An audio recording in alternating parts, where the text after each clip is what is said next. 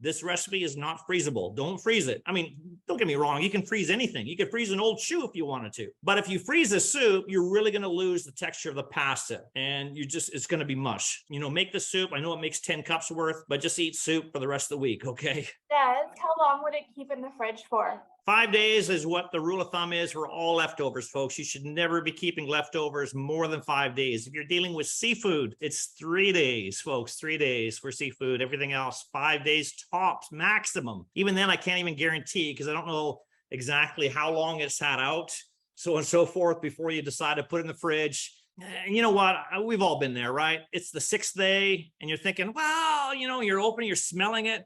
Well, it smells fine. Well, it looks fine. And you take a chance, you roll the dice because really, I don't want to waste that $3 worth of leftover ingredients, right? And then you eat it. And then the next day you're sitting on the toilet for the whole day. Oh, I wish I never would have ate that. Hey, hindsight's 2020, folks. And when you're feeling bad like that, you would pay anything to not feel that way. So how about just not taking a chance with your leftovers, right?